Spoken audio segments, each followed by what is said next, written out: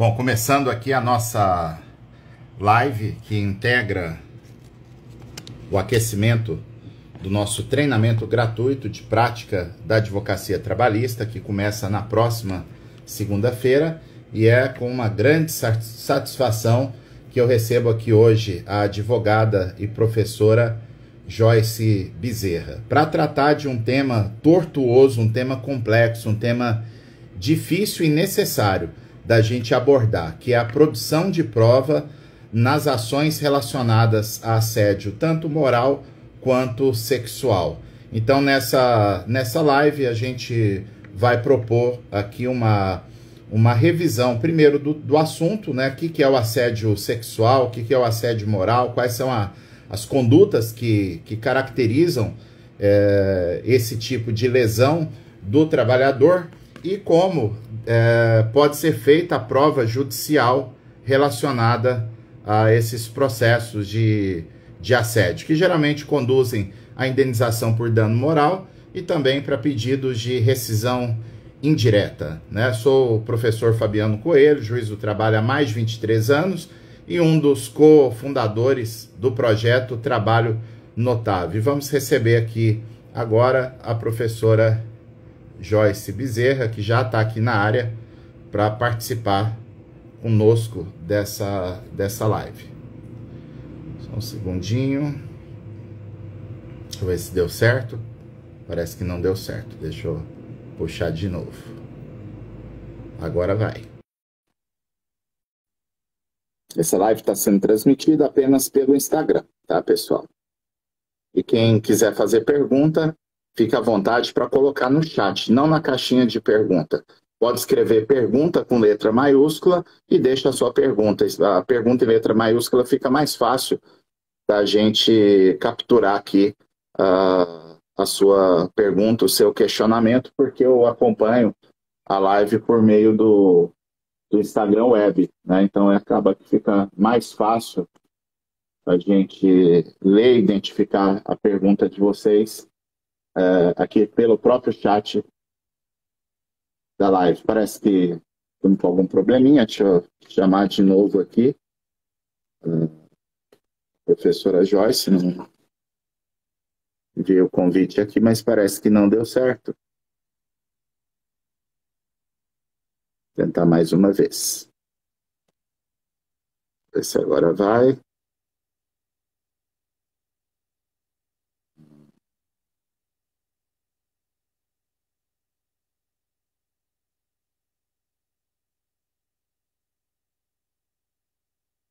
Esse é um tema bem interessante, um tema que eu gosto de abordar. Eu não pude participar como eu queria, né, até pela questão de saúde, né, a questão da minha coluna, mas hoje eu integro, inclusive, a comissão do CNJ que discute assédio sexual, assédio moral e discriminação nos locais de trabalho no âmbito interno do Poder Judiciário, né? Então é um tema que eu tenho especializado, tenho estudado, e a Joyce também é um tema que ela estuda bastante. Eu estou enviando aqui o convite, mas por algum motivo, agora deu certo. Que bom. Oi, agora deu certo. Agora deu. Que ótimo. Tudo bem, Joyce? Tudo bem, querido professor Fabiano? Nosso amado, querido professor Fabiano. Graças a Deus, tudo bem. Você está onde, Joyce? São Paulo. São Paulo, capital, né? Tá, e tá bem quente. Tá bem quente. Nossa, Goiânia é bem quente. Hoje tá terrível aqui. Hoje tá Nossa, imagina. de fritar ovo no asfalto, como o povo diz, né? Mas seja bem-vinda, Joyce. É uma satisfação ter você aqui com a gente nessa live, né? Eu acompanho o seu trabalho já tem tempo, né? A gente chegou a fazer uma live, né? Acho que um ano e meio atrás, um ano atrás, mais ou menos, né? E tem acompanhado, né, suas redes sociais, você tem produzido conteúdo, tem feito algumas lives, né? E outro dia eu passando aqui, vi uma live sua, eu falei, putz, tem que chamar a Joyce para fazer outra live que foi bem legal quando a gente teve junto aqui. E de um assunto bastante importante, bastante útil para os advogados, né, Joyce? Porque realmente é um tema bem melindroso que a produção de prova nos processos de assédio moral e sexual. Se a gente pudesse listar aí talvez 5 pedidos que são difíceis de fazer prova, né? Esses estão no meio, principalmente o assédio sexual, né? Então, acho que a gente poderia começar você fazendo uma introdução sobre essas dificuldades que a gente percebe na prática. Muito obrigada, professor. Então, eu já integrei também corpos de professores de curso de prática, né? E aí a gente teve a oportunidade de corrigir peças de profissionais que estavam ingressando nessa área, né? Que é uma área maravilhosa, a advocacia trabalhista. Não existe nada mais satisfatório para o advogado entregar, principalmente verba alimentar, para o seu cliente, né? E a gente acaba acreditando tanto naquela causa que vira nossa também. E eu acho que tem que ser assim. O advogado trabalhista ele tem que entender que aquela verba é de sobrevivência. E, portanto, ele tem que fazer o melhor dele. Então, quando a gente fala de temas tão sensíveis como esses, né? Assédio moral, assédio sexual, o maior impasse que a gente tem, com certeza, é a produção de prova. Porque, normalmente, o assédio moral nem tanto, mas o assédio sexual ele é mais às escondidas.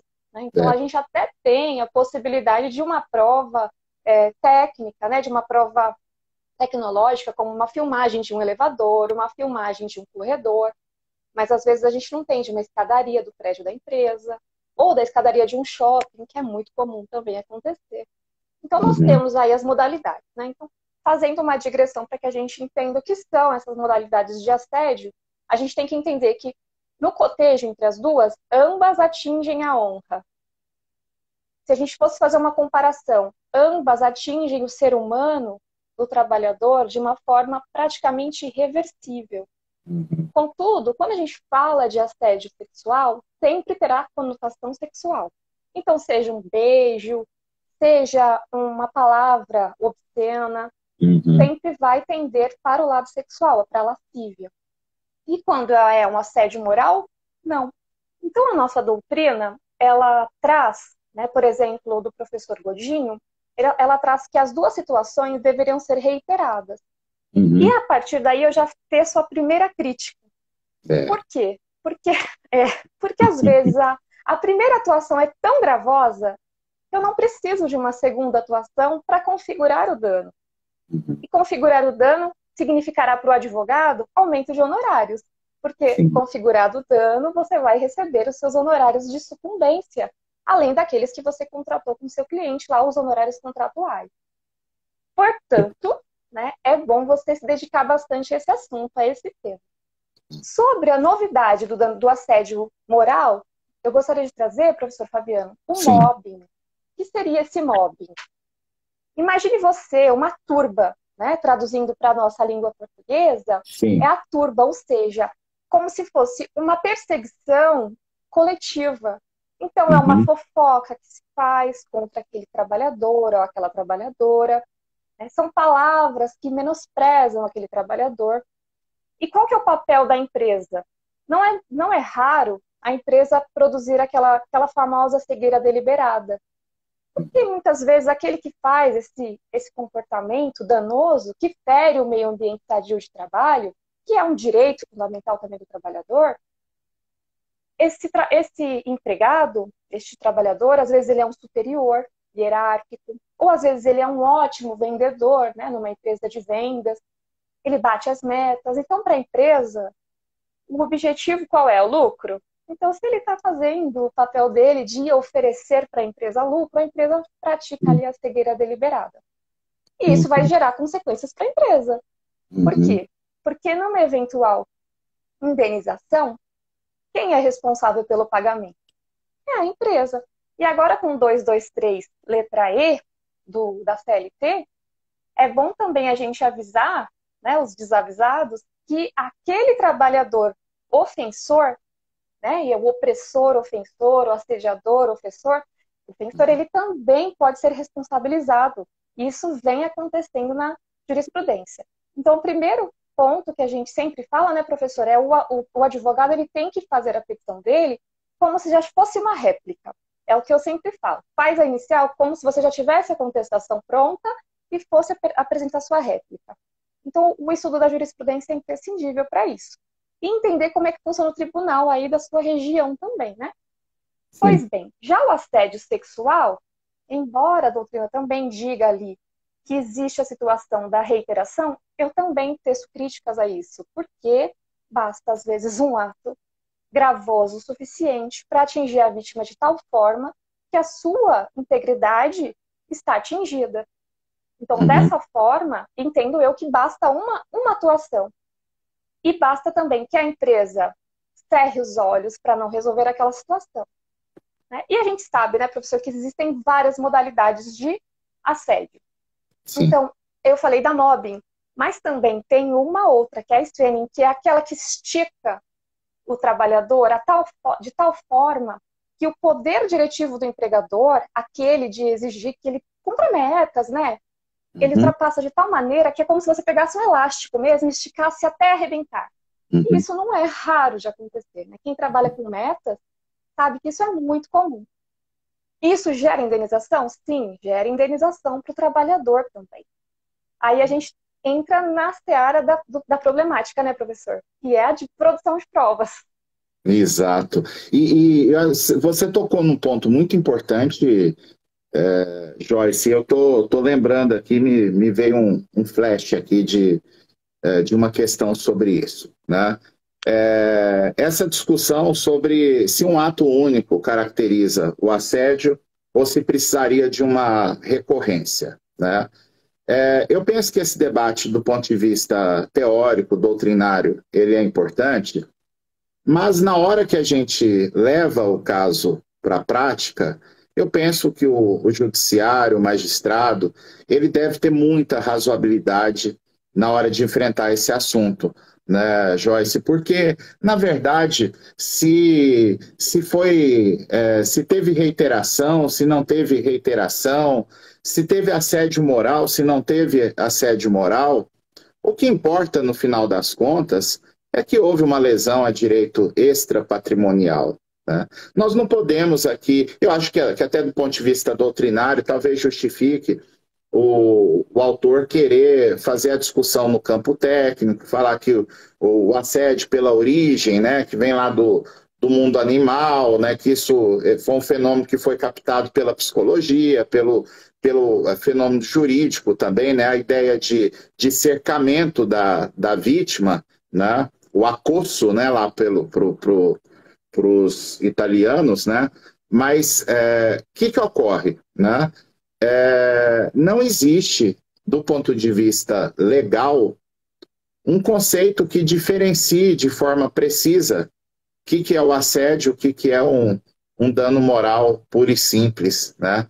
Então, se a gente não tem, no próprio capítulo lá da CLT, né, o 223A e seguintes, né, não existe ali uma menção explícita de situação de assédio. Ali o legislador fez uma ressalva do dano existencial e ainda assim sem fazer uma conceituação, né? E aí a gente não pode chegar ao radicalismo, que aí você, fazendo essa importante delimitação do tema, Joyce, eu me lembrei aqui de uma situação que foi julgada, foi publicada mais ou menos há 1 ano e meio, uma decisão da 4ª turma do TST, era oriunda, inclusive, aí do TRT de São Paulo, da 2ª região, que o caso era o seguinte: a narrativa da autora ou do autor, não lembro se era homem, se era mulher, mas era uma narrativa de que houve um assédio moral, que o reclamante, a reclamante, vivia sendo perseguido, sendo instigado pelo gerente da empresa, né? Só que a prova dos autos demonstrou de forma muito cabal, muito retumbante, apenas um evento danoso.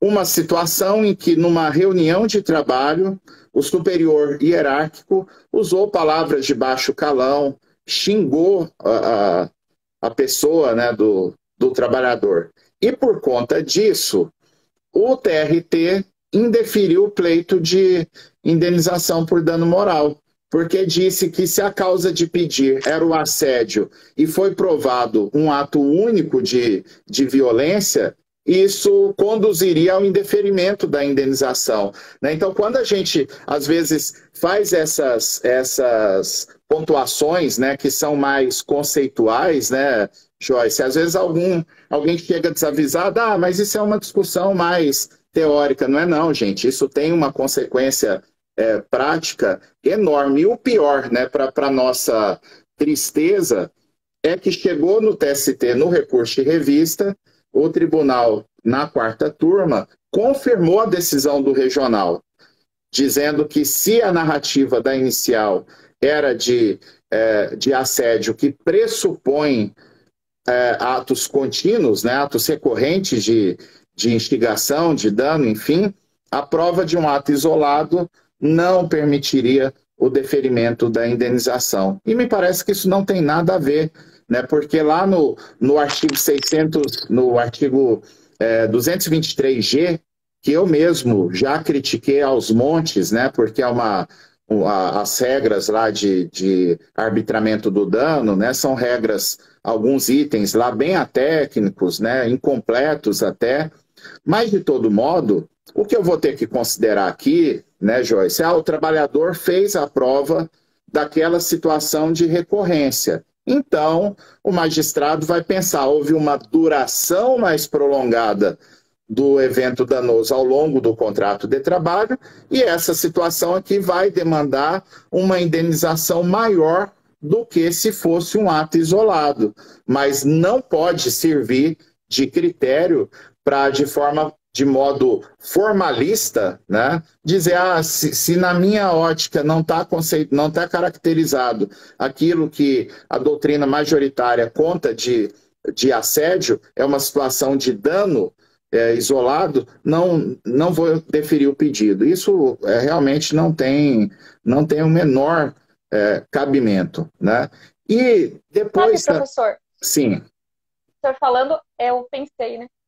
O pilar do processo do trabalho, né? É um processo célere, é um processo informal e o princípio da instrumentalidade. Se nós temos esses basilares princípios que fomentam toda a estrutura do processo do trabalho, esse formalismo me parece até ser um contraponto ao próprio processo do trabalho, à própria existência, né, do direito do trabalho, do processo do trabalho.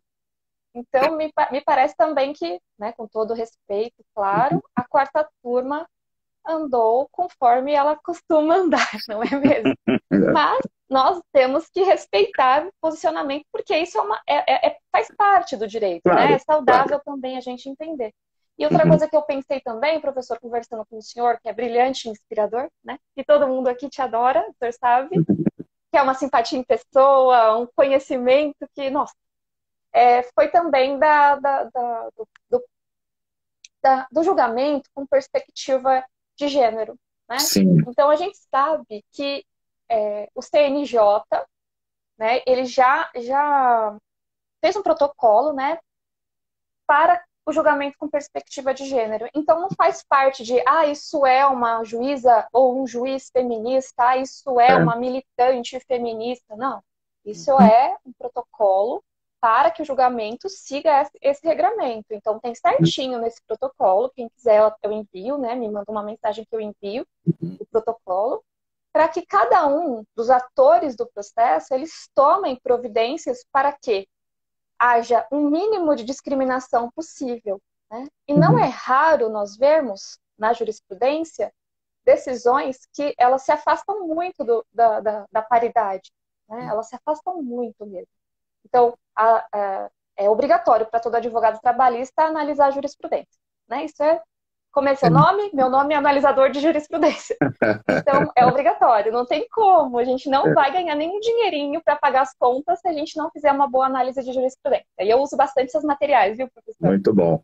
Então, estava eu analisando a jurisprudência do TRT-18, né, e vi lá uma situação bastante inusitada de uma moça, né, uma trabalhadora freelancer, que esteve ali com seu superior hierárquico, que era o gerente da empresa, né, que ela prestou ali os serviços dela, e ele a assediou sexualmente, né? Ele agarrou a cintura dela e forçou ali um beijo, que não é incomum, né? Então, a mulher, seja casada ou solteira, nós estamos mais vulneráveis a esses ataques, seja a justificativa que for, né? Então, a diferença do assédio sexual é justamente essa, né? O objetivo do assediador, que normalmente é um superior hierárquico, mas não necessariamente, é que ele tenha a facilidade por conta do que ele oferece ali, ou o poder, ou o cargo, ou a circunstância, né? Então, às vezes é um motorista que é ele que tem acesso àquela trabalhadora, às vezes ela é até acima dele, superior a ele, né, dentro da empresa, mas naquele momento ela está ali abaixo dele, porque ela está nas mãos dele, né?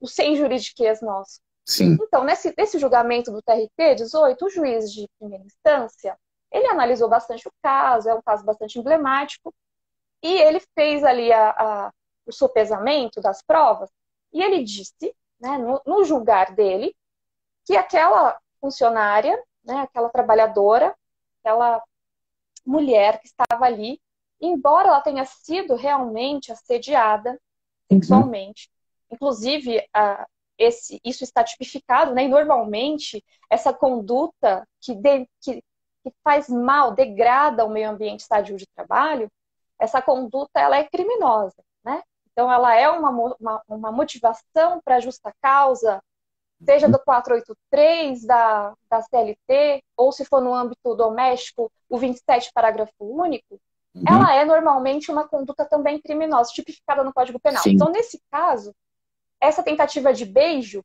ela se esquivou, repudiou, né? Porque é um dos requisitos, tá bom, gente? Para configurar, né, aí o assédio, é a vítima repudiar, porque senão é paquera. E paquera é livre, você pode gostar de quem você quiser. E a pessoa também pode gostar de você, né? O ruim é quando a pessoa não quer essa investida. E aí ela não quis essa investida.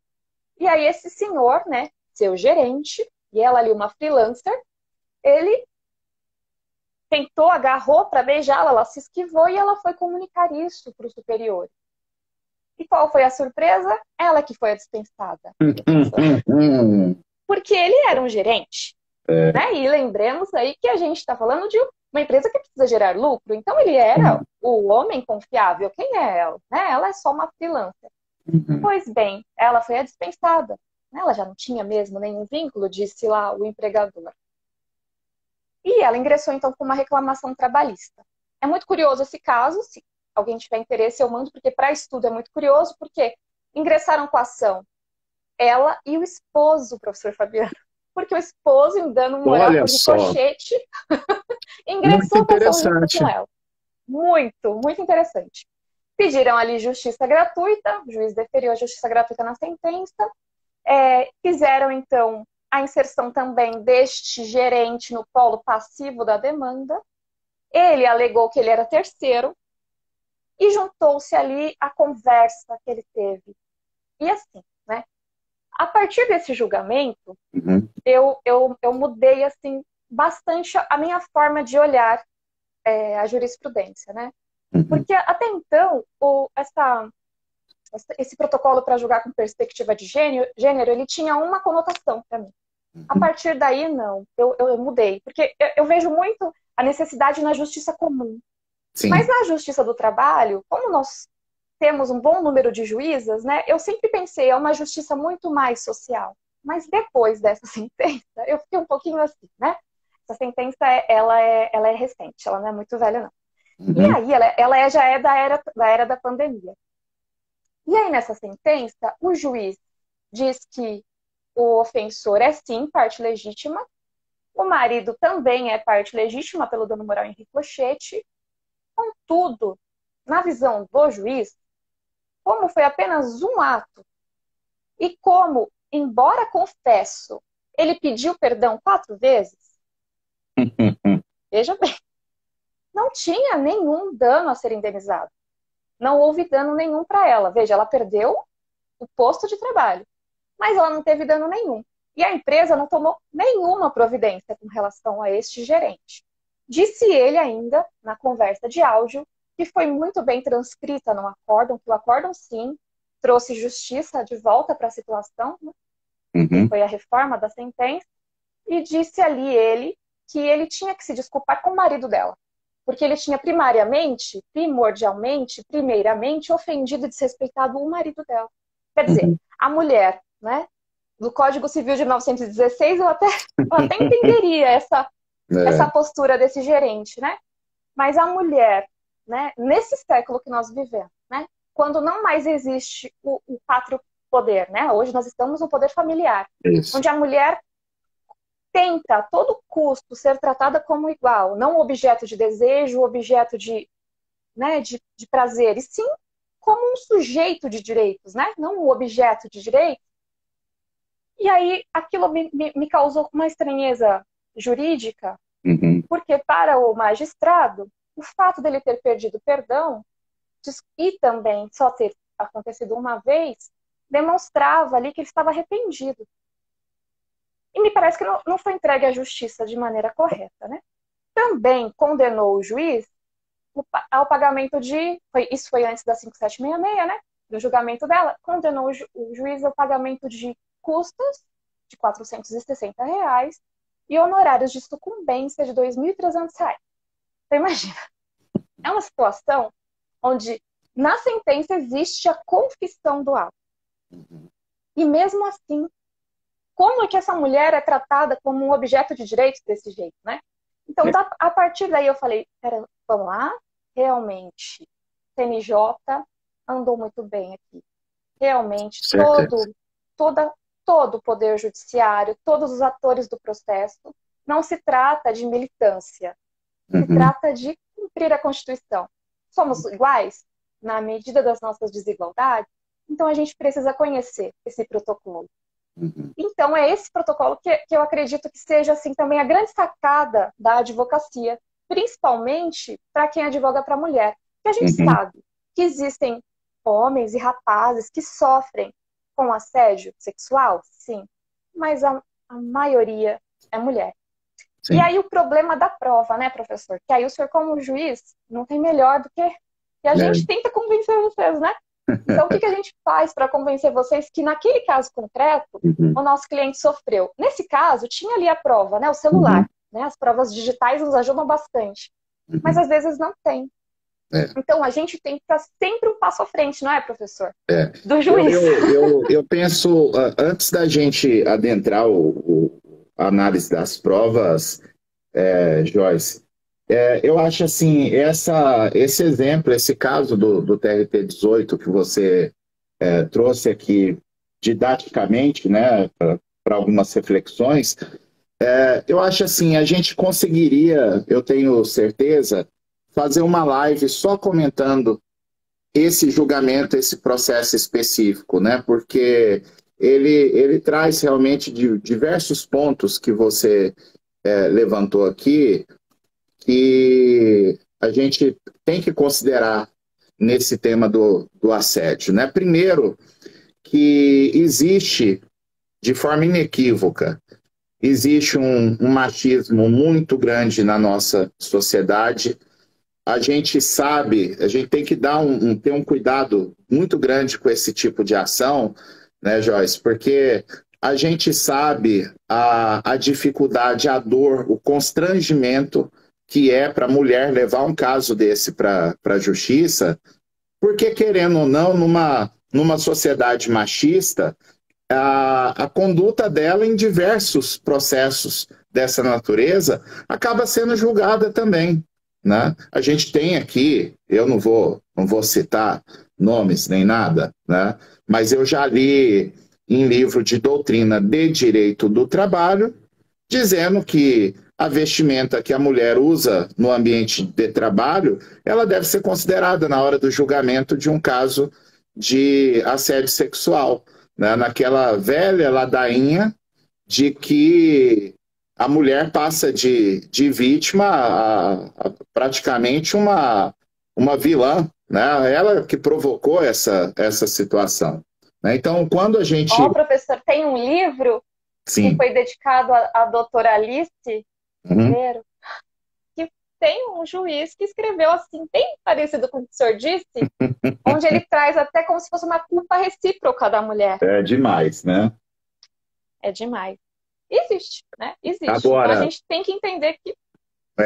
Então aí o que acontece, né, Joyce? Eu não vou dizer que o juiz deva chegar ao ponto, né, da gente poder até presumir que a versão dela é verdadeira, porque numa condição normal, uma mulher não se exporia, né, de levar um caso desse que a gente sabe que é constrangedor. Né?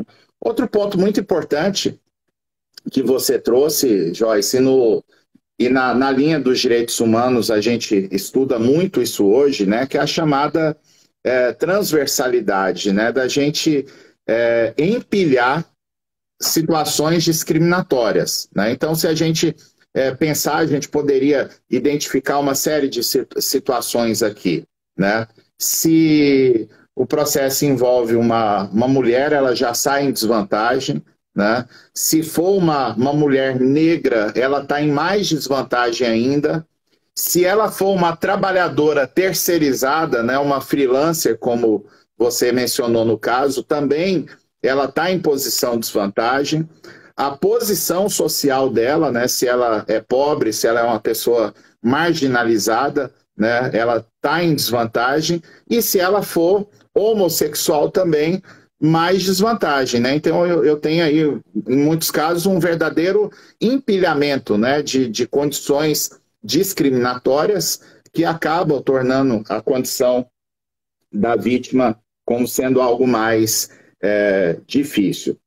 Essa decisão do TRT 18, eu acredito que essa situação vá parar no TST, né? E pelo menos em relação à questão da legitimidade, seria uma discussão bem interessante, né? Que caso o TST possa firmar um precedente nesse sentido, e a gente percebe que o tribunal vem admitindo, né, de sair um pouco ali do arroz com feijão. A própria quarta turma, que é uma turma mais conservadora, digamos assim, a coisa de uns 3, 4 meses atrás, ela admitiu num processo de acidente de trabalho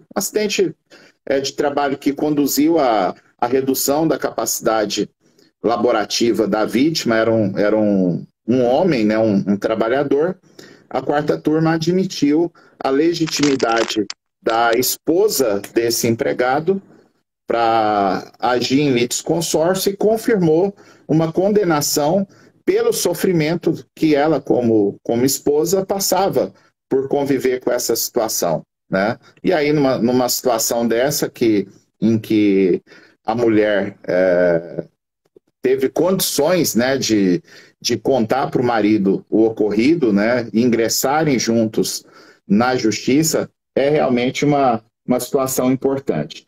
Existiria aí, nesse caso, acho que é uma boa dica para a gente passar aqui para o pessoal, Joyce, é que lá na redação do artigo 223A e seguintes, se o pessoal ter atenção, acho que é no próprio 623G, quando fala da situação de arbitramento do dano, o legislador usou dano no plural, né, de falar do arbitramento da indenização pelos danos por parte do magistrado. Né? Então, isso induz uma ideia, né? Às vezes a gente assiste alguns daqueles filmes de julgamentos americanos, né? Então chega na hora lá da sentença, o juiz dispara a metralhadora, né? Por tal situação, tantos mil dólares de indenização, por tal situação, tantos mil dólares, é assim, assim, assim. E aqui, entre nós, né, Joyce, os advogados estão acostumados a pedir a indenização por dano moral pelo conjunto da obra. Né? Eu quero uma indenização porque aconteceu isso, isso e isso. Nesse caso que você narrou, seria possível cogitar, não conheço os autos, não sei se chegou o advogado a fazer o pedido dessa forma. Eu posso desmembrar, falar, olha, eu quero uma indenização pelo assédio aqui, pela violência sexual no ambiente de trabalho, e além disso eu quero uma indenização pelo fato de que a empresa não só não resolveu o problema, mas eu perdi o meu emprego em razão disso, né? Eu fui discriminada, né? Então caberia aqui 2 pedidos que são próximos, são autônomos, né? E um colega, um aluno, o ano passado, eu tratando disso, ele, professor, mas aí tem o problema da sucumbência, né? Então agora não tem mais, né? Se você está advogando para alguém que é beneficiário da justiça gratuita, se tinha esse receio está superado, né? Outra situação que eu queria comentar, né, Joyce, essa situação do juiz indeferir o pedido, né? Primeiro, em relação ao marido, está tudo certo porque o ofensor pediu desculpa, né? Aí eu posso até chegar num resultado desse, né, Joyce? Mas o juiz vai ter que fundamentar muito bem, inclusive aspectos psicológicos, para ele chegar à conclusão de que aquele pedido de desculpa é uma reparação suficiente do dano moral. Não é dizer que não teve... Para a vítima, né? E a gente tem que ver sobre a perspectiva ótica da vítima. Exatamente, né? Então, num caso desse, né, o que normalmente pode acontecer, né, digo de novo, isso é uma circunstância atenuante, né? Fala, não, o ofensor ele errou, mas ele teve ali um lapso de dignidade de ir lá e pedir desculpas, né? Então, esse fato dele ter pedido desculpa, isso é uma reparação em parte do dano, eu posso utilizar isso para arbitrar um valor menor do que eu arbitraria em outras condições similares que não tivesse essa circunstância. Agora, em relação ao beijo, ao agarra ali, né? Dizer que porque foi um beijinho só não tem dano moral, chega a ser revoltante, né, Joyce? Aqui do ponto de vista acadêmico, né, que a gente pode exercer algumas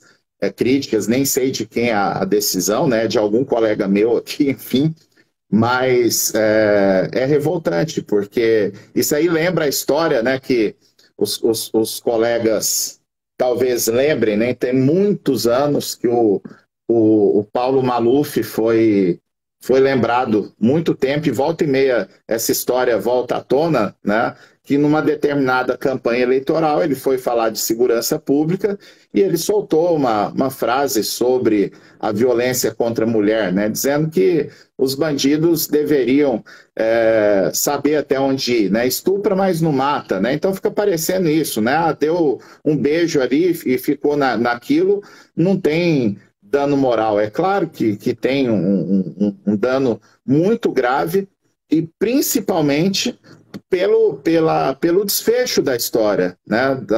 Uma das coisas que a gente sempre discute lá numa empresa mais moderna, né, Joyce? Uma empresa que se preocupe com os fatores psicossociais do trabalho, uma empresa que tenha ali medidas de compliance, ela precisa montar ali um canal de denúncia, um dos pontos importantes que a empresa pode oferecer justamente para evitar esse tipo de situação.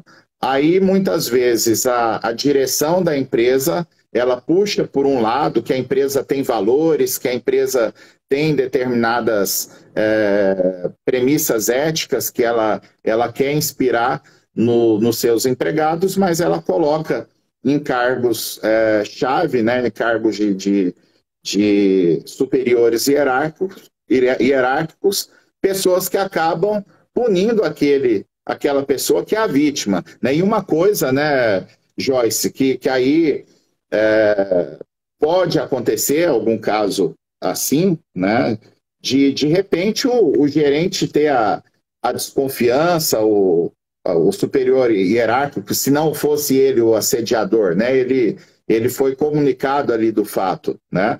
Ele pode desconfiar, ele pode ter um indício de que aquilo ali é uma armação para prejudicar o suposto assediador, né? Mas a empresa apura. E se tiver uma convicção muito firme de que a mulher inventou a história para prejudicar o superior hierárquico, o que é difícil, mas não impossível, aí a gente poderia cogitar de uma dispensa. Mas num caso em que quem exerce o poder diretivo foi a pessoa que cometeu o assédio, os níveis hierárquicos superiores da empresa têm conhecimento que o fato existiu, tanto que confessaram na Justiça do Trabalho, e o desfecho é a dispensa da mulher, isso tem que ser severamente punido. Eu atuei num processo, Joyce, na divisa eu fui juiz em Tumbiara, que é uma cidade aqui na divisa de Goiás com Minas Gerais. Tem muitas indústrias na região. E teve um caso específico, a reclamante era vigilante, né, no horário noturno, e ela flagrou um colega de trabalho dormindo na guarita no momento que ele devia estar atento ali com a ronda, né? Então ela se achou na obrigação de comunicar o fato para o superior hierárquico, né? Falou, fulano está dormindo lá na guarita, isso dificulta, sobrecarrega o trabalho dos demais e tal. O desfecho da história é que o dorminhoco inventou e espalhou um boato na empresa que ele tinha flagrado essa colega de trabalho em ato sexual com um colega dentro de um laboratório da empresa, né? Ela pegou um apelido horroroso, que não dá nem para repetir aqui na live, né? Mas um apelido muito feio mesmo, e por isso até o advogado dela pediu que o processo corresse em segredo de justiça, e que para ela foi muito danoso, porque ela morava numa cidade vizinha lá, de mais ou menos 8 para 10 mil habitantes, né? Então você imagina o impacto, né, de uma fofoca desse tipo numa cidade pequena, né? E o desfecho dessa história foi o mesmo, né?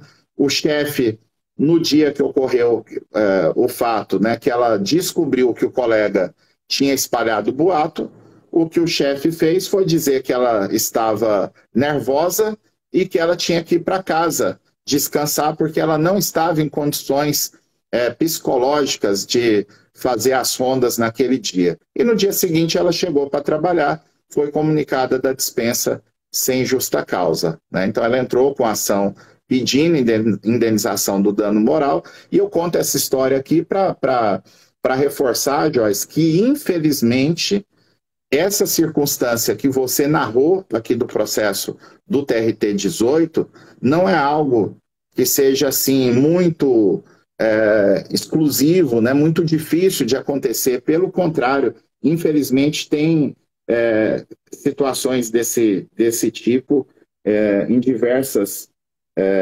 situações. E só para fechar aqui, eu tinha separado aqui um último comentário dessa questão dos áudios ou de mensagens de WhatsApp, né? A gente percebe hoje, Joyce, que é um dos pontos, né, que eu percebo que estão facilitando a prova em demasiado desses casos, né? É claro que tem ali o assediador, que é um cara mais prevenido, né? Mas o que a gente percebe é que tem muito homem, né, até pela postura pela conduta que um assediador normalmente tem, né? Tem muito homem que se sente, ele sente até prazer, né, de poder tá mandando mensagem, tá recebendo ali até uma negativa, né, mas no psicológico dele, ela tá resistindo, mas tá caindo na minha lábia, né? Então eu já atuei em alguns processos nos últimos 2, 3 anos, em que a gente pôde fazer a prova por conta das mensagens de WhatsApp. né? E aí, às vezes, o colega pergunta, ah, mas nesse caso, eu preciso ir lá no cartório, fazer uma ata notarial, isso e aquilo, né? Até pode fazer, mas a gente sabe que a ata notarial é cara, né? Nem sempre o cliente tem condição de pagar por essa despesa, e aí o que normalmente vai acontecer é o advogado assumir esse encargo para depois abater numa eventual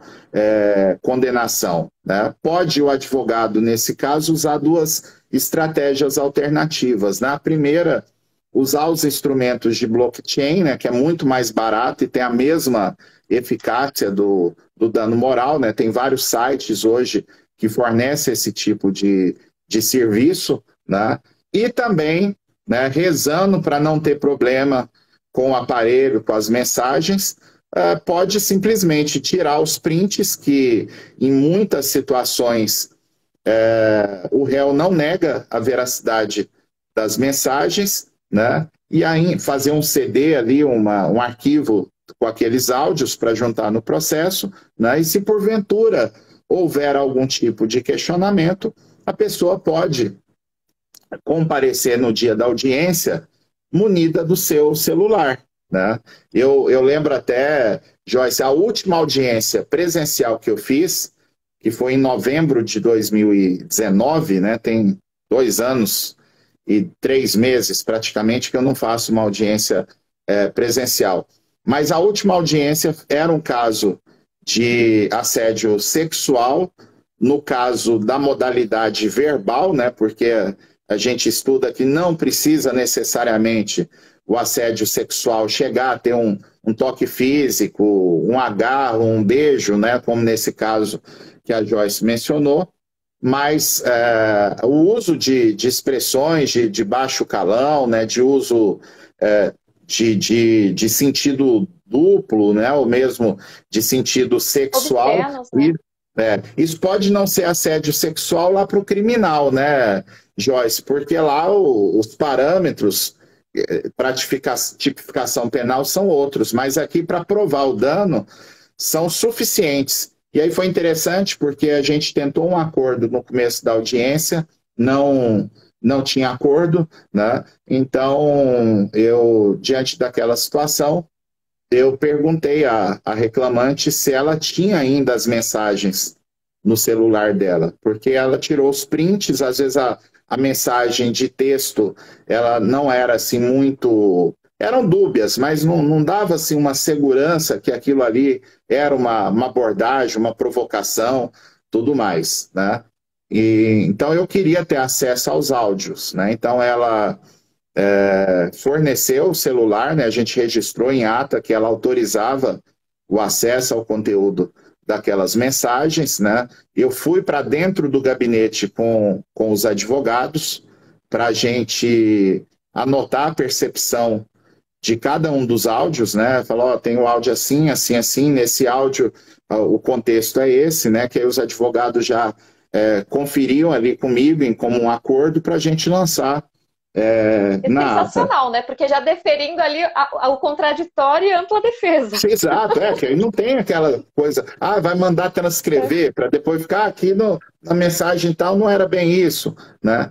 Mas eu sei, Joyce, que depois de 1h10 mais ou menos ouvindo os áudios, e tinha muito áudio, o cara era muito sem vergonha, né? O cara era dono de uma pequena transportadora, a reclamante era secretária da transportadora, mas ele, como dono da transportadora, ele fazia as viagens também com o caminhão da empresa, né? Então tinha áudio dele contando que ele estava na cidade tal, que ele tinha ido para a zona, tinha dormido com não sei quantas mulheres, que tinha enchido a cara, que não sabia nem se ia conseguir pegar o volante naquele dia. É um horror, né? E tinha lá várias provocações, ele pedindo nudes, pedindo foto da reclamante assim, né? E chegou num determinado momento, né? Ele contratou uma advogada, que acaba que é uma estratégia que eu percebo que é comum também, né? Porque acaba que isso dá uma advogada não iria defender a pessoa num processo desse, se isso fosse verdade, né? Uma ideia dessa. Mas chegou num determinado momento, a advogada virou para mim assim, doutor, se o senhor puder, podia parar já esses áudios, porque eu vou ser bem sincero aqui com o meu colega, que isso não vaze lá para dentro da audiência, mas eu estou enojada, porque não foi isso que o meu cliente me contou. Então, se o colega puder convencer a reclamante a aceitar a proposta que o juiz está fazendo, eu vou chamar o meu cliente lá fora, vou dar uma bronca nele, vou fazer ele aceitar esse acordo, porque a gente não pode deixar julgar uma coisa dessa. E aí fizeram o acordo, né? Então sempre, acho que é o primeiro rastro hoje que a gente precisa para saber de prova, é perguntar se tem mensagem desse tipo, né? A gente poderia até fazer um link com outra figura do direito moderno, né, Joyce, que é a questão do stalking, né? Porque acaba que a mulher em especial ela é vítima desse tipo de situação que tem por particularidade, né, no contexto do que a gente está discutindo, é que o stalking normalmente ele se dá em ambientes que estão desvinculados ao contrato de trabalho, né? É lá o direct do Instagram, né, ou lá do Facebook, né, ou mesmo o WhatsApp, que não é utilizado no trabalho, né? Então isso a gente tem que considerar que se o que liga a vítima ao ofensor é o contrato de trabalho, né, esse stalking também seria relacionado ao trabalho, configuraria o assédio aqui para fins de indenização e para todas as consequências legais, né? Mas fica a dica aqui que essas mensagens hoje é fundamental o advogado antes de qualquer coisa, né? Porque às vezes o advogado está sentado numa mina de ouro e não está sabendo, né? Às vezes tem uma prova ali tranquila de lidar, de resolver esse processo. Exatamente, professor Fabiano, excelente. Isso quando tem prova, fica até um pouquinho mais simples, né? Ainda mais se for uma prova assim. Mas a gente percebe que muitas vezes, né, e esses processos eles tramitam normalmente em segredo de justiça, como Sim. deve ser, para preservar a intimidade, Uhum. nós percebemos que tem situações que não há prova, que é a palavra de um contra o outro. Exato. E aí o advogado, né, ele tem que lembrar que não é porque ele passou lá na prova da OAB que acabou, não precisa estudar mais. Ele precisa sempre se atualizar, né? Então, Exato. existem duas teorias, né, que a gente pode aplicar no direito do trabalho, no processo do trabalho. Uma teoria italiana, né, e uma teoria alemã, para a gente tentar levar aí para nosso cliente um pouquinho de justiça, né? Uhum. A teoria italiana é a teoria da constelação de indícios, né? Onde o juiz vai olhar ali a situação, que o senhor fala melhor que eu, pelo amor de Deus, né? Eu aqui falando disso, mas o juiz vai olhar para a situação e nós temos que estar municiados, né? Sim. Olhar para a situação e verificar quem é que fala algo mais próximo da verdade, a verossimilhança, né? A alegação de quem parece mais verdadeira. Essa é a teoria Perfeito. da constelação de indícios. Já a teoria da redução do módulo de prova, né, que também é bem parecida com a teoria da constelação de indícios, ela é alemã. E você tem que pensar numa situação de extrema dificuldade de produção de prova, onde ninguém, né, a gente pode fazer até a distribuição do ônus da prova, aí vai para o reclamado, mas o reclamado também não consegue produzir aquela prova. Sim. E aí o juiz não pode se negar a julgar, né, o juiz tem que julgar. Então, o que ele utiliza? Essa redução no módulo da prova. Ele também vai verificar ali a verdade real, né? Olhar e verificar, de acordo com aquela situação concreta, quem parece estar mais falando a verdade. Mas isso, ainda assim, é muito difícil para a advocacia. Por isso que a gente precisa mesmo pensar que cada processo, ele é único. Exato. Né? Embora a gente, às vezes, tenha que trabalhar com contencioso de massa, porque, às vezes, a nossa vida de advogado, ela é assim também, como o senhor também, né? Que julga muitos processos, às vezes tem pautas extensas e muita coisa para fazer num dia só, mas a gente também tem que lembrar que cada um daqueles processos é uma pessoa, é uma vida. Exato. E a gente precisa levar isso para o processo. para que o juiz veja, olha, eu não peguei um modelo de petição e só troquei o nome das partes, né? Aqui é uma história real que eu estou te contando. E tentar trazer com maior simplicidade, porque às vezes a gente vai fazer defesa ou mesmo avaliar processo para se inspirar, né? A gente lê às vezes umas petições iniciais que eu leio, professor, e alunos de graduação e às vezes alunos que estão prestando prova da OAB escrevem melhor do que aquela peça, sabe? Eu não consigo mesmo, eu falo, ok, eu não estou entendendo qual é o pedido. Tudo bem, eu entendi tudo que você trouxe. Trouxe um monte de doutrina, trouxe um monte de jurisprudência que não tem nada a ver. A peça tem 20 páginas. Mas cadê o pedido? O que aconteceu de verdade aqui? Então, a simplicidade, né, ela não pode ser esquecida. Às vezes, o óbvio, ele precisa ser dito, né? E às vezes a gente não encontra o óbvio. Então, a gente não pode esquecer que a gente tem que estudar. Todo dia o advogado estuda. Eu estudo todos os dias, né? O senhor estuda todos os dias.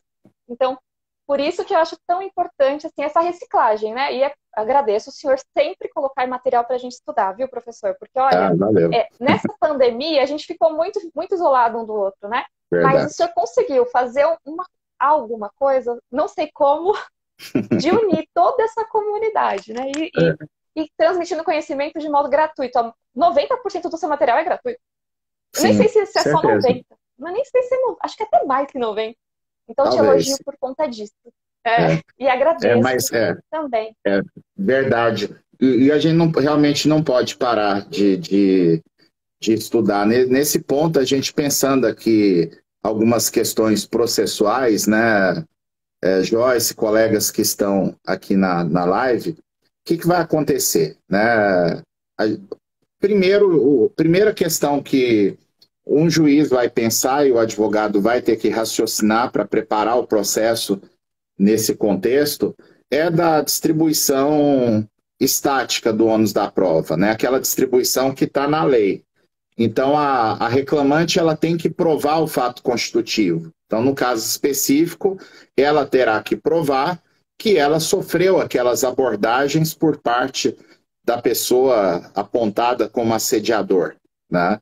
Agora, há situações em que a empresa admite ou a reclamante consegue fazer a prova do fato constitutivo e, a partir daí, a empresa passa a deter o ônus de fazer a prova de qualquer circunstância de fato modificativo, né, que altere a conclusão jurídica que o magistrado dê àquele assunto, ou mesmo um fato impeditivo, em que o juiz diga, olha, na medida em que tem a prova dessa situação aqui, é inviável eu concluir que tenha o assédio. Eu lembro, viajando no tempo aqui, Joyce, eu entrei na magistratura em 98, né? Fiz um segundo concurso e vim para o TRT de Goiás em 99, né?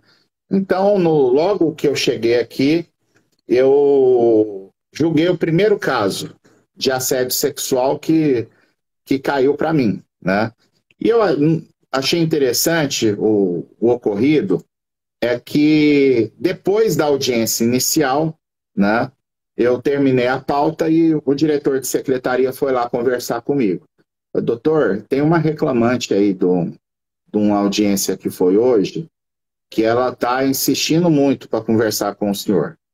Eu recebo todo mundo, né? A única coisa que eu sempre peço, isso vem de muitos anos, né, que a gente vai aprendendo algumas situações, né, para a gente ter a devida segurança em tudo que faz, né, e sempre para receber tanto o advogado quanto parte, a não ser que seja um advogado com quem eu tenho um laço de amizade, né, que aí você tem alguma confiança a mais, né, mas geralmente eu não atendo ninguém se não tiver um servidor grudado ali, presenciando tudo, porque a gente nunca sabe o que vai acontecer. Reclamante querendo conversar comigo, né?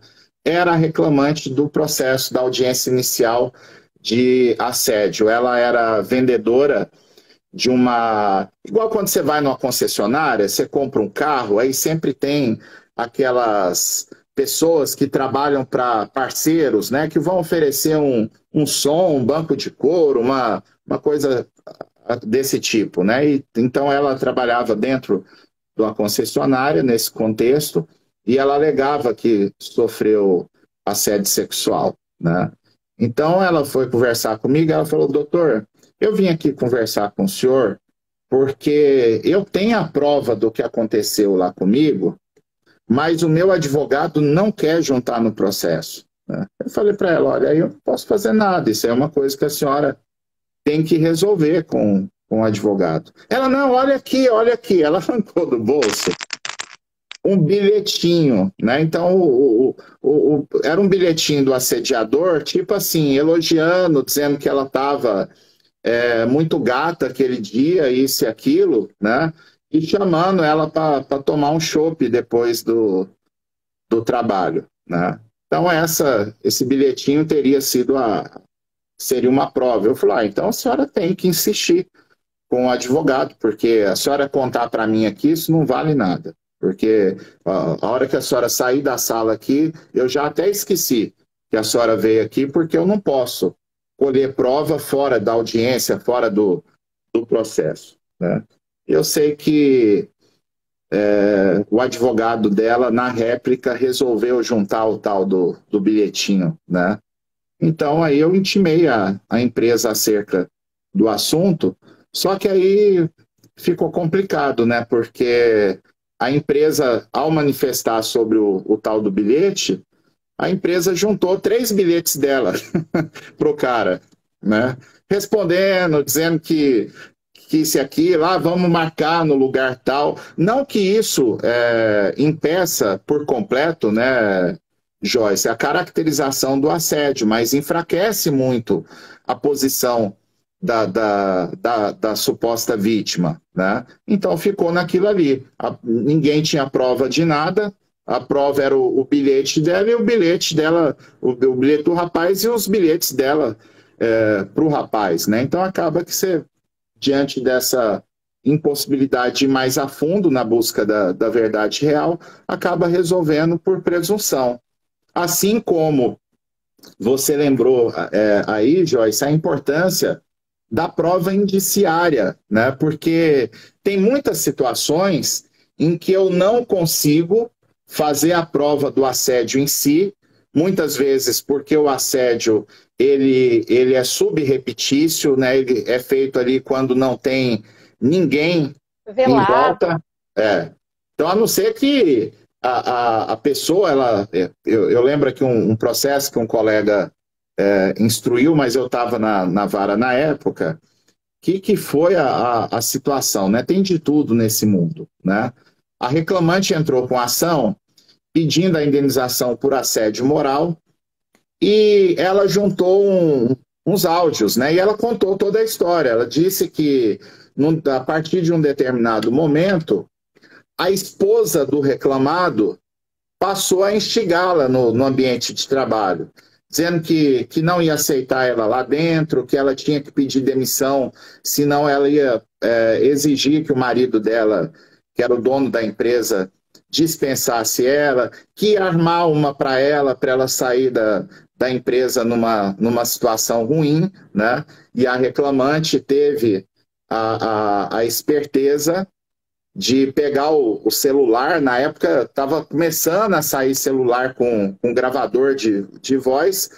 Ela deixou o celular armado e assim que a pessoa apareceu no pedaço, ela botou para gravar e ela conseguiu captar aquela conversa, né? Então ela tinha uma prova cabal do assédio praticado pela esposa do reclamado. Aí você vai naquela discussão, mas ela não é sócia. Tá, ela não é sócia, mas aquela situação ali aconteceu na órbita da relação de trabalho, né? Só que o desfecho do caso, Joyce, foi surpreendente, né? Porque veio a defesa, né? O réu era o cara assim, eu acho que eu nunca vou ver uma pessoa tão cara de pau num processo trabalhista igual esse cidadão, né? A defesa veio dizendo assim, olha, realmente, o áudio é verdadeiro, aconteceu exatamente o que a reclamante está contando na inicial, só que ela contou apenas uma parte da história. Porque, na verdade, a pessoa que a reclamante aponta como tendo sido a assediadora e que está nos áudios, né, vem a ser a irmã da reclamante. Então, na verdade, o que aconteceu é que a reclamante, ela começou a trabalhar na empresa do cunhado, teve um caso com o cunhado, teve um filho, uma filha, inclusive, que depois vieram a saber que a menina era filha do cunhado, né? Então, quando a irmã descobriu a história, ela foi para cima mesmo, falou, eu vou fazer um inferno aqui, que eu não vou aceitar essa situação de você ficar aqui assim, assim, assim. E para completar o depoimento do reclamado, foi uma das coisas mais horrorosas, mais baixas que eu já vi na minha vida, né? Porque o juiz perguntou, né, se ele tinha realmente uma relação com a reclamante, né? E ele não só admitiu, como ele fez questão de contar detalhes, né? De que eles faziam sexo na sala dele na empresa, e ainda usou, Joyce, imagina, um juiz conduzindo uma audiência dessa e ficar ali sem poder ter reação nenhuma, né? Seja de repreensão, de riso ou qualquer coisa que seja. Nenhuma. Né? Ele falou, cara de paisagem. Ele já falou assim, não, doutor, era porque como tinha o risco lá da minha mulher aparecer lá, né, o negócio tinha que ser rapidinho, então era em pé, em cima da mesa, feito cachorro. Então, imagina uma situação dessa. Que né? absurdo, para o juiz. Então aí, num caso desse, é um exemplo, né, uma situação em que mesmo que haja a produção da prova, a empresa acabou que ela conseguiu provar uma situação que falou, não, pelo menos eu posso discutir outras questões aqui, mas que isso aqui seja uma conduta de assédio que parte só do réu, e aí vem a história toda, né? Que na verdade a reclamante saiu da empresa, entrou com uma ação de investigação de paternidade lá no Cível e uma ação trabalhista pedindo a rescisão indireta e o assédio, a indenização por assédio moral. Né? Então a gente faz o jogo da prova, nesse caso o juiz teve condições de julgar muito próximo à realidade dos fatos. Mas tem aquelas situações, voltando aqui ao indício, né, Joyce, tem aquelas situações em que o juiz não consegue realmente descobrir se teve ou não teve o assédio. Ninguém presenciou. Professor, só pensando aqui quando o senhor falou, Sim. Eu acredito que se esse advogado, né, que fez aí o atendimento dessa cliente dele, se ele tivesse apurado um pouquinho melhor, né, se tivesse feito uma boa entrevista com essa cliente, ele entenderia bem que não era o caso. Né? Ele tinha que ter Só apurado. Que eu arriscaria dizer, Joyce, que o colega tem assinado a petição da investigação de paternidade lá no Cível. Ele fez um combo para reclamante, para entrar com as duas ações. Né? Mas uma situação corriqueira que tem de indício, né, Joyce, colegas que estão aqui, né, até agradecer a presença de todos, né, que é uma sexta-feira à noite, a gente está com média aqui de 130 pessoas, né? Muito, muito legal, né? E nesse ponto, a prova indiciária que eu, ao longo dos anos, né, eu vi em vários processos, Joyce, primeiro, a tal da prova do ouvir dizer, né? Que para toda e qualquer pretensão, geralmente o juiz não vai aceitar, né, fazer a prova por ouvir dizer. Mas em alguns casos, e quando a gente está tratando de dano moral, de assédio, é importante, né? Porque aparece o buchicho na empresa. Às vezes, o juiz até pode considerar que não teve prova do assédio. Agora, se o juiz conclui que teve prova do assédio, é interessante a testemunha do ouvir dizer para a gente aferir qual foi a repercussão comunitária daquele assédio, daquela situação, né? Ah, lá no bairro só se comentava disso. Eu não vi e tal, não sei, mas lá no bairro todo mundo comentou. A hora que a moça passava lá na praça da cidade, o pessoal até provocava ela. Ah, vamos chamar o fulano aqui, né? Que era o assediador. Então, Quão danoso é isso, né? Nossa, imagina, né? Agora, é muito comum sobre indício, e esse que eu ouvi dizer, ele pode ser um indício. Agora, um indício muito forte, né, Joyce, é aquela situação em que ninguém presenciou a conversa. Mas eu tenho a seguinte prova testemunhal. Olha, eu nunca vi, eu nunca presenciei, mas várias vezes ela saiu da sala dele chorando, né? Ora, salvo se a pessoa tiver ali um transtorno mental, uma questão de descontrole emocional, ninguém vai ficar chorando do nada, né? Não pode ser uma coincidência, a pessoa ficou emocionada, toda vez que ela entra lá, ela sai chorando. Ora, isso é um indício forte, né, de que teve a situação. E ter esse tipo de indício, Joyce, é muito importante, né? Porque o juiz pode, se tiver pelo menos os indícios, o juiz pode aplicar a inversão do ônus da prova, né? Porque aí é razoável. Você lembrou muito bem que tem situações que nenhuma das partes tem condição de fazer prova. E aí a gente cai na ressalva lá do artigo 818 do CPC, que eu não posso inverter o ônus da prova quando essa inversão implicar num encargo muito pesado e praticamente invencível para outra parte, né? Então, se a reclamante... diabólica para os dois lados. Diabólica. Se a reclamante tem dificuldade de provar que foi assediada, pode ser que a empresa tenha mais dificuldade ainda de provar que não houve o assédio, né? Agora, se eu tenho situações de indícios, eu posso, com segurança, impor essa inversão do ônus da prova. Falar, é difícil para a empresa, mas ela que se vire, porque, afinal de contas, eu tenho indícios aqui. E também, fechando esse raciocínio, eu pensaria aqui duas modalidades probatórias.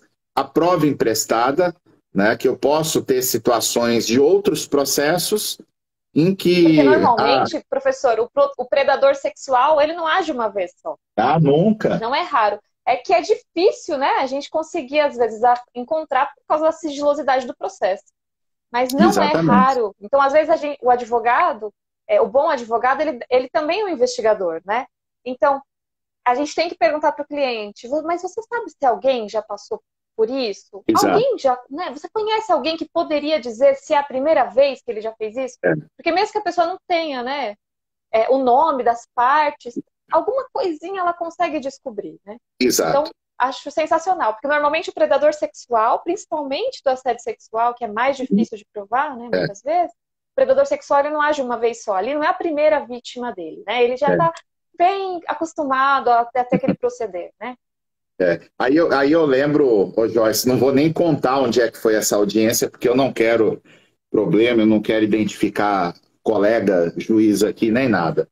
Mas o tribunal aqui tem uma situação já de muitos anos, em que o tribunal, há muitos anos, ele permite que o juiz, não pode obrigar, claro, mas se o juiz já é de juiz titular e o tribunal às vezes está precisando de juiz para cobrir uma outra vara do trabalho, o tribunal aqui há vários anos permite que o juiz ajude, né, em outra vara, né? Então, há muitos anos atrás, uma amiga minha, ela estava sem juiz auxiliar num local muito pesado aqui no tribunal, e eu fui lá ajudá-la. Só que aconteceu uma situação de um colega de outra vara, e a presidência do tribunal me pediu que eu assumisse a pauta do colega, se eu pudesse, para ele poder tirar férias. Eu falei, não, tranquilo. Joyce do céu, primeiro dia que eu cheguei lá para fazer audiência na vara desse colega, eu achei que eu estava na cidade de Osasco, né, que é conhecido de ter sede de bancos, tudo mais, né? Tinha 3 instruções de banco na pauta. Eu falei, gente, não é possível o negócio, não tem tanta ação de bancário aqui, né? Fica parecendo aquele negócio de deixou a pauta preparada para quem vai lá ajudar o cidadão a tirar férias, né? Aí, Joyce, e aí o que aconteceu? Eu comecei a pauta que 8h30 da manhã e comecei a última instrução às 8h40 da noite, né? Nossa. E uma situação difícil, Joyce, porque que acaba? Eu conhecia bem os advogados ali da localidade, e os advogados sempre me contavam o seguinte, mesmo os advogados de empresa, como tinha muita empresa de fora, empresas grandes, né? O colega, mesmo da empresa, ele preferia que não adiasse a audiência, porque a pessoa recebia por audiência, então às vezes ele esperou até aquela hora, se eu adiasse a audiência, a empresa não pagava por esse tempo que ele ficava ali esperando, porque a audiência foi adiada, né? Então, apesar de ser 8h40 da noite, eu chamei os advogados e falei, olha, eu tô um caco aqui, eu tô cansado, fazendo audiência desde cedo, agora, se os senhores quiserem, a gente faz a audiência. Não, doutor, a gente quer, não vamos remarcar não, e tal, tal. Aí fui fazer, Joyce, a petição entre os pedidos, tinha um pedido lá de assédio sexual. Então, imagina uma agência bancária, a narrativa da reclamante é que o gerente da agência ele era grosso, ele era ríspido, ele gritava com os funcionários, ele xingava os funcionários da agência. E aí é onde, Joyce, é impossível evitar que o juiz coloca ali os seus valores culturais, o que ele pensa da vida, o que ele acha que normalmente acontece. Eu fui bancário por alguns anos antes de ser juiz, e eu fiquei pensando, que conversa furada isso aqui. O advogado deve ter pego um pedaço de uma outra petição, de um outro cliente, e colou isso aqui, porque eu posso ter assédio de cumprimento de meta, disse aquilo, mas gerente xingar bancário dentro da agência, não, isso aqui não acontece não, né? Então fui ouvir o depoimento pessoal do reclamante, Joyce, eu nem quis perguntar negócio de assédio, falei, não vou ficar perdendo tempo com isso, só se os advogados insistirem muito, eu vou ser mais objetivo, vou instruir a hora extra aqui e tal. Chegou na hora do depoimento do preposto, eu perguntei ali, jornada de trabalho, isso e aquilo, passei para o advogado da reclamante. Alguma pergunta, doutor? Sim, excelência, eu queria que o senhor perguntasse para o preposto se alguma vez ele presenciou a reclamante sofrer algum tipo de violência verbal, xingamento ou algo parecido lá por parte do gerente. E na hora eu pensei assim, sabe, Joyce? Falei, eu joguei pedra na cruz, né? 9 horas da noite, eu aqui na boa vontade aceitei fazer essa audiência, eu sou um idiota, porque esses caras vão ficar aqui com essa ladainha, não vai provar nada e eu abri brecha para esse tipo de coisa, né? Aí tive que perguntar, era direito, claro, da cliente lá do advogado. Aí a resposta do preposto, Joyce, falou, olha, excelência, em relação à reclamante, eu nunca presenciei.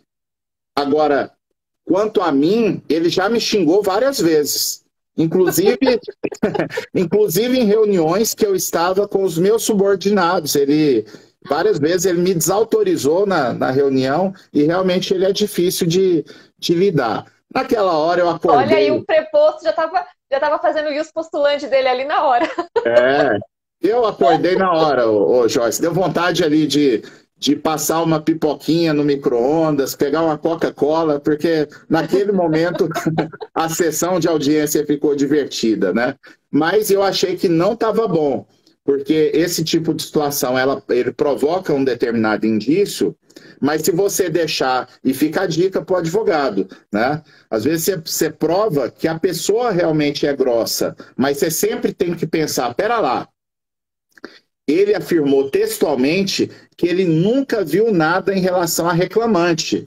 Será que na hora que chegar lá no tribunal, o tribunal vai aceitar isso aqui como prova? Né? Só essa frase em que ele disse que em relação a ele preposto, o gerente já teve esse tipo de conduta violenta, né? Então eu achei que não estava bom. Eu falei, não, mas em relação à senhora, a reclamante, o senhor viu alguma situação diferente de conversas ou algo que acontecia quando ela se reunia com ele? Aí a testemunha disse, falou, olha, doutor, eu nunca presenciei porque, no meu caso, os meus subordinados viram o que ele fez comigo, porque foi em reuniões da minha equipe, mas a reclamante não era da minha equipe.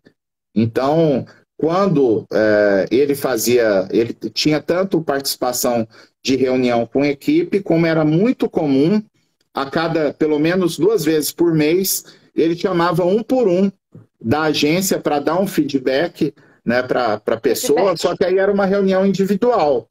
E nessas reuniões em relação a fulana, várias vezes eu vi ela sair da agência chorando, depois de sair da sala do gerente chorando, depois de conversar com ele. Né? Então aí você tem amarrada a prova indiciária. Aí não tem reforma.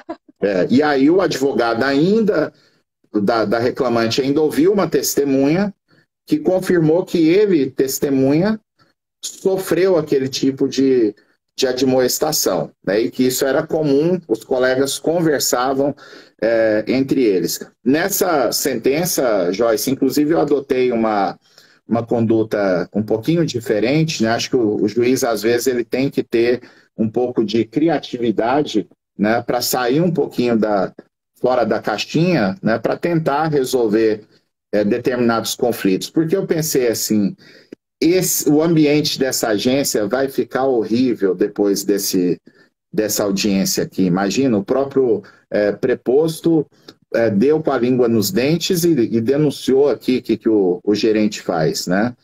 Então, o que eu fiz? No dia seguinte, eu cheguei muito cedo na vara do trabalho, fiz a sentença da noite anterior, eu não vou deixar esse processo para depois, publiquei a sentença naquele dia, um dia depois da audiência, e no dispositivo da sentença eu coloquei uma observação, que imediatamente o oficial de justiça vai lá na agência bancária afixar uma cópia da sentença no mural de avisos da agência e entregar uma cópia da sentença para cada um dos empregados, para que eles saibam que a Justiça do Trabalho não admite esse tipo de comportamento num ambiente de trabalho, né? Porque aí isso está dentro de situações que você vai impor uma tutela, né, Joyce, de acordo com a particularidade do caso. Mas eu queria te ouvir sobre uma situação que a gente... e o segundo ponto que eu queria destacar, que depois eu quero te provocar numa questão aqui, é que para aquelas empresas que têm o canal de denúncia, né, que tem um programa de compliance, tem o canal de denúncia, uma dica que eu deixo para os colegas é requerer que o juiz determine a exibição judicial dos arquivos que a empresa tem no canal de denúncia, né? Porque pode ser que nesses arquivos tenha alguma coisa lá relacionada àquele assediador, né? Justamente porque a Joyce lembrou da conduta do perfil de predador, né? De predador em massa que geralmente os assediadores têm. Agora, para a gente já ir encaminhando, né, para o ponto final da live, eu te faço uma provocação, Joyce, e aqui eu faço inclusive um registro. A gente está aqui fechando a terceira edição do nosso Manual de Audiência Trabalhista, né? Meu, do Antônio Humberto, Ney Maranhão e Platão Neto, mas eu acredito que o ponto que gerou mais polêmica quando a gente fez a primeira edição do livro era a seguinte questão: a pessoa que é acusada de ser o assediador, ela pode ser ouvida como testemunha em juízo, né? Porque aí tem aquela situação, tem casos em que o advogado inclui no polo passivo o assediador, né? Porque pode ter um litisconsórcio, né? Que ele ser condenado junto com a empresa, mas pode ser que não, né? Então a discussão é até que ponto essa pessoa pode ser ouvida como testemunha se ela tem a isenção necessária. E a outra ponta do problema, né?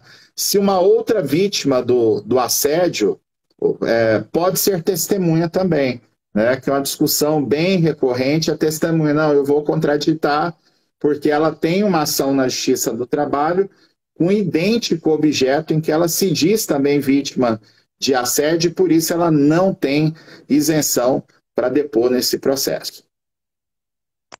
Então, tá bom. Vou falar agora que a minha conexão caiu. Eu tô brincando. Bom, muito bem. Eu acho que o papel do advogado, né, é ele entender bem, seja ele advogado do reclamante ou do empregador, né?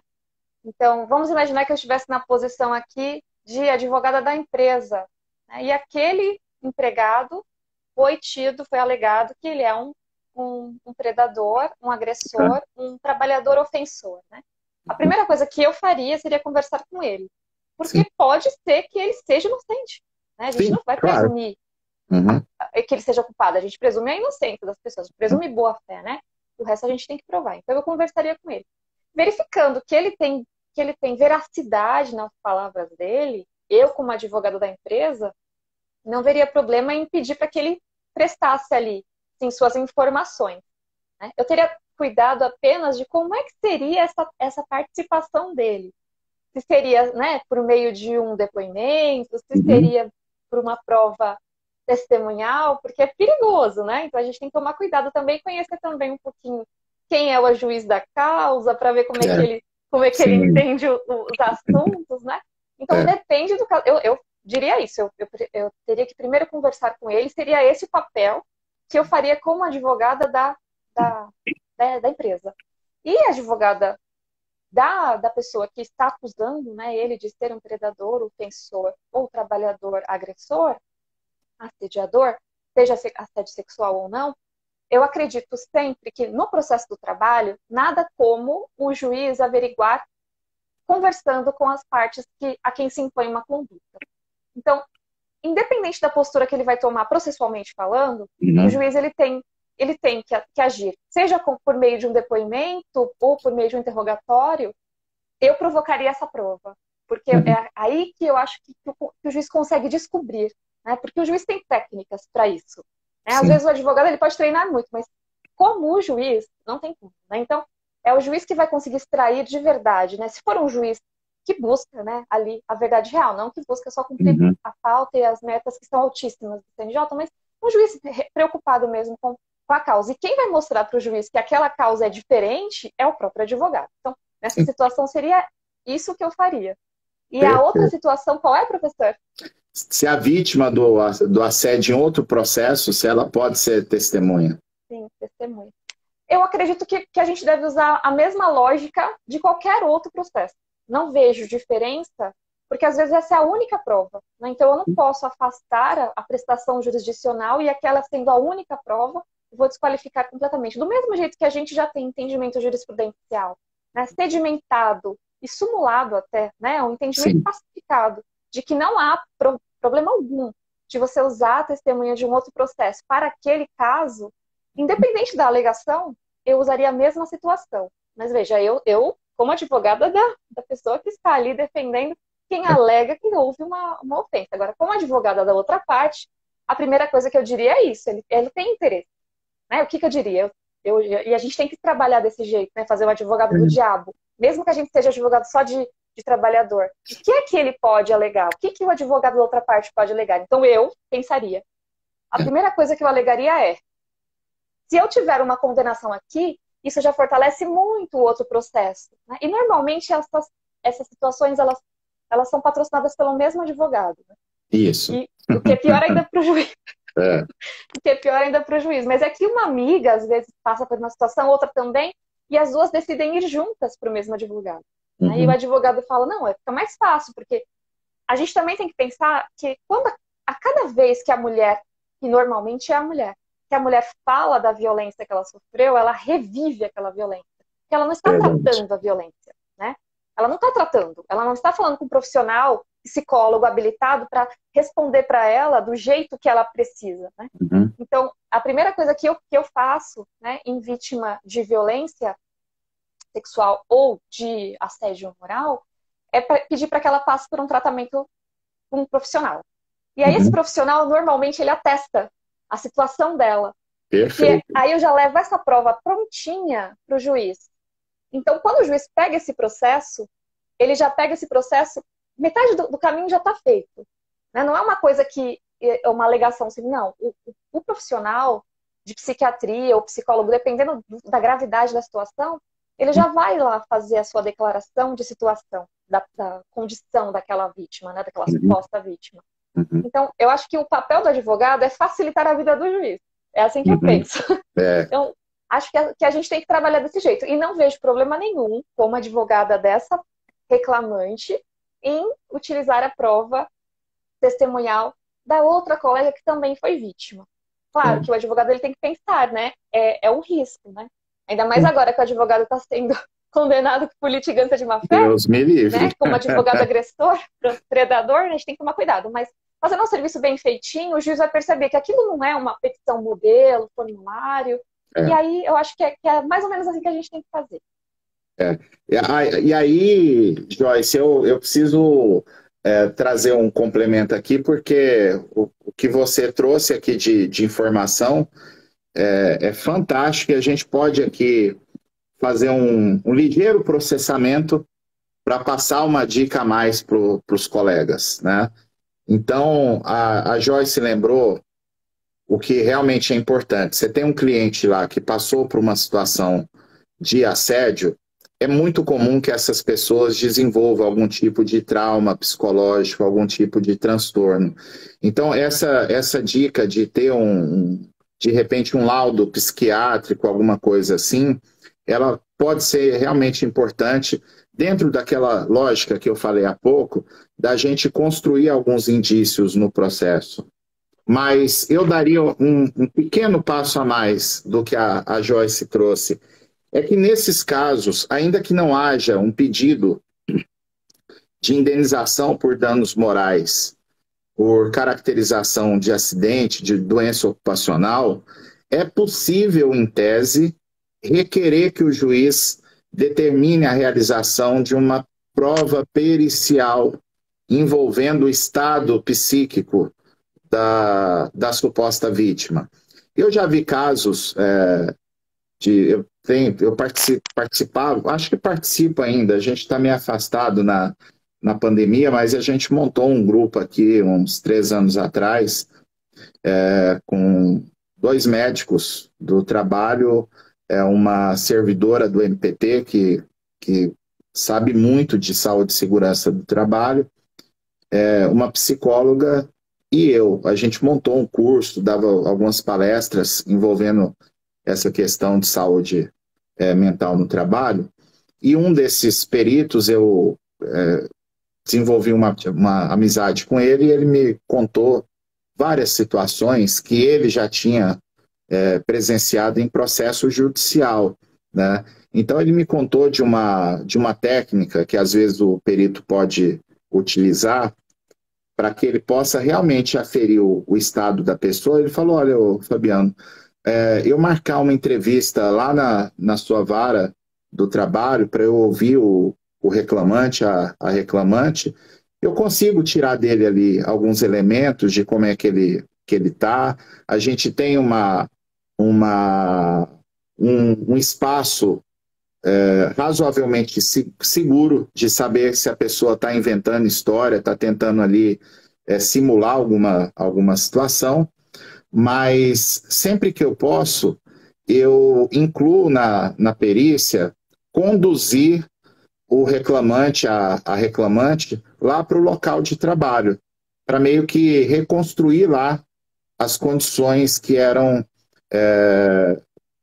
verificadas. E ele me contou várias histórias de reclamante que na hora de entrar dentro da empresa, o cara travava parecendo um menino birrento. Não consegue nem entrar. O cara travava, não conseguia entrar dentro da empresa.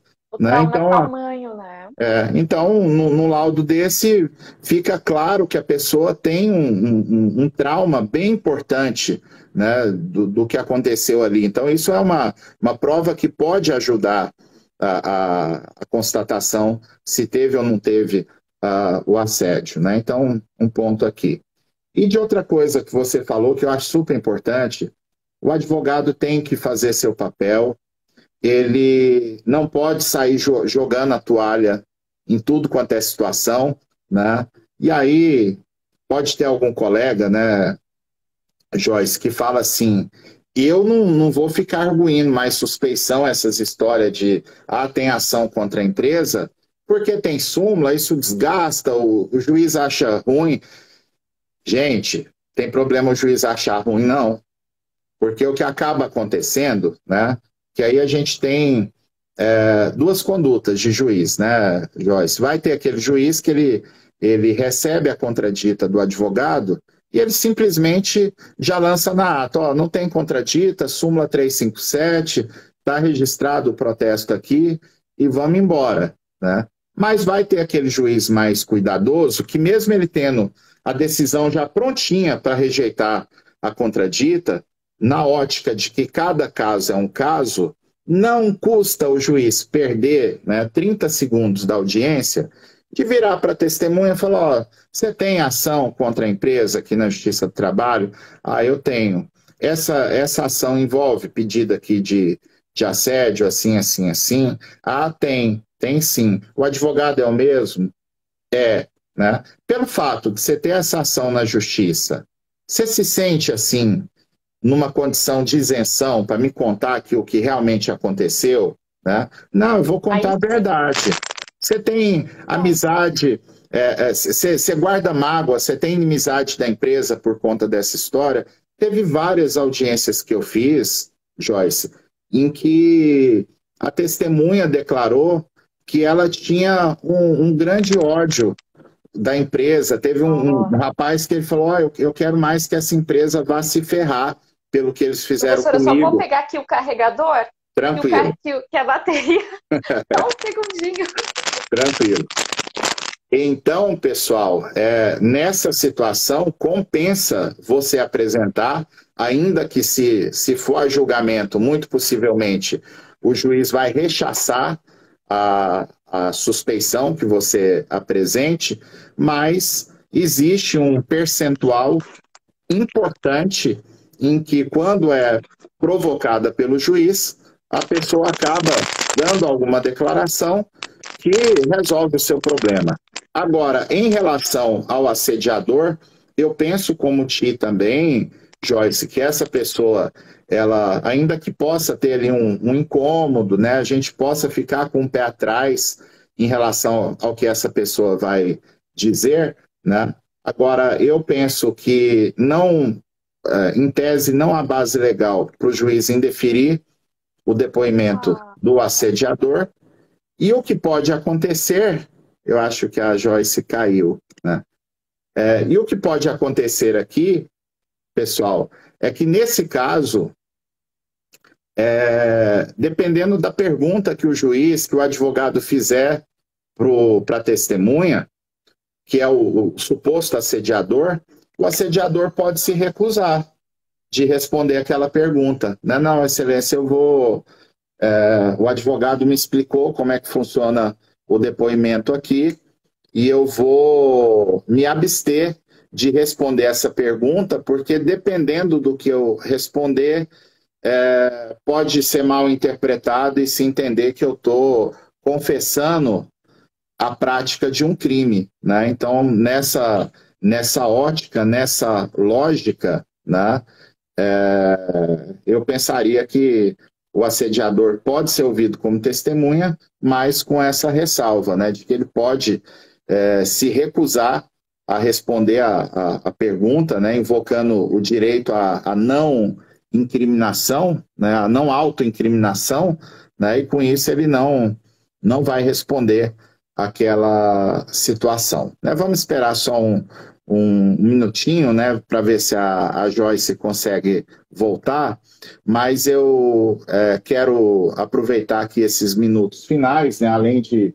reiterar o agradecimento para vocês, né, a gente teve aqui 1h40 praticamente de live, né, achei que eu gostei bastante dessa live, tá, gente? Eu fico como espectador aqui numa posição privilegiada, né, de estar dentro da live, mas não é aqui fazer o autoelogio, mas eu sempre faço uma autocrítica, né, e tem dia que realmente eu saio de uma live muito satisfeito, né, de ver que a live foi um conteúdo assim muito acima da média, acima do que se espera de uma determinada abordagem desse tipo, né? E por isso eu agradeço a presença de vocês e da Joyce. Acho que realmente foi uma live fora de série, né? Foi muito legal mesmo, das melhores que eu pude participar aqui no Instagram. Enquanto a gente vê se a Joyce consegue voltar, só para a gente despedir, eu quero lembrar vocês que nós teremos, a partir de segunda-feira, o treinamento gratuito Prática da Advocacia Trabalhista, né? Um treinamento que a gente preparou para vocês com muito carinho, né? Vai ter um volume de informações muito grande, vai ser um treinamento bem forte, né? E na segunda-feira a gente vai tratar sobre nichos da advocacia, terça-feira sobre a advocacia de trabalhador, e aí a gente vai aproveitar para construir aqui uma reclamação trabalhista, uma petição inicial ao vivo, né, explicando alguns assuntos. Será a partir das 20 horas, tá, Lauro, demais colegas? Na quarta-feira, a gente vai falar de advocacia de empresa, né, vamos construir aqui também uma contestação ao vivo, abordar alguns assuntos que são recorrentes nas defesas das empresas, e na quinta-feira nós teremos uma abordagem sobre audiência. A gente vai ter uma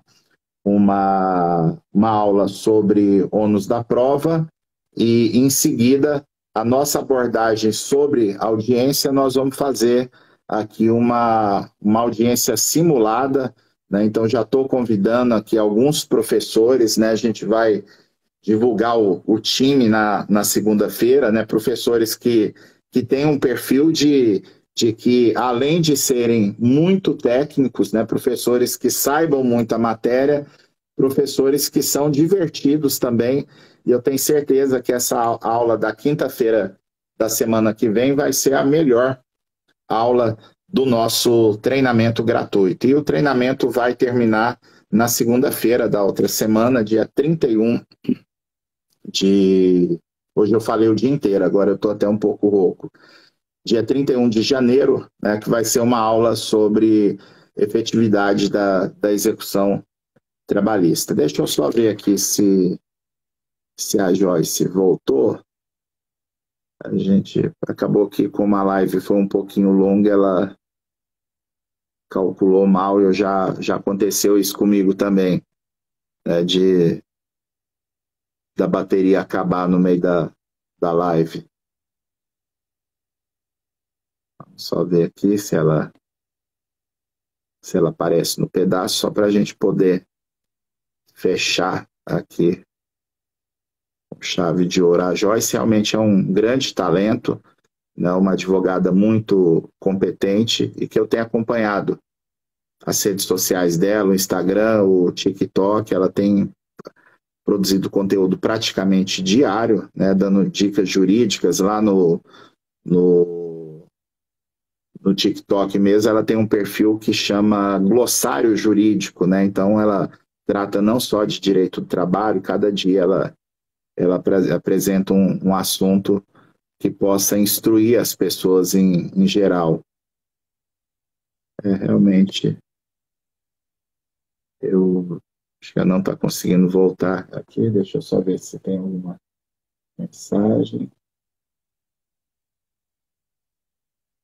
Não tem. Então eu vou fechando por aqui, né, mas deixando o registro público de agradecimento à colega Joyce Bezerra, né, por ter participado de forma brilhante dessa live, agradecer a presença de vocês, e amanhã a gente vai ter live às 8h30, minha live com o Antônio Berto, vai ser uma live de perguntas e respostas, e no domingo a live do PDF, né, a live de atualização de jurisprudência, que vai ser já a terceira live do PDF do ano, né? O TST não voltou ainda, mas a gente já voltou de forma acelerada, né, apresentando aqui já muitas questões interessantes que têm sido publicadas pelo TST nesse ano. Né? Deixa eu só ver aqui, parece que a Joyce apareceu, que bom. Então vai ser possível ela fechar a live aqui para a gente. Ver se vai dar certo.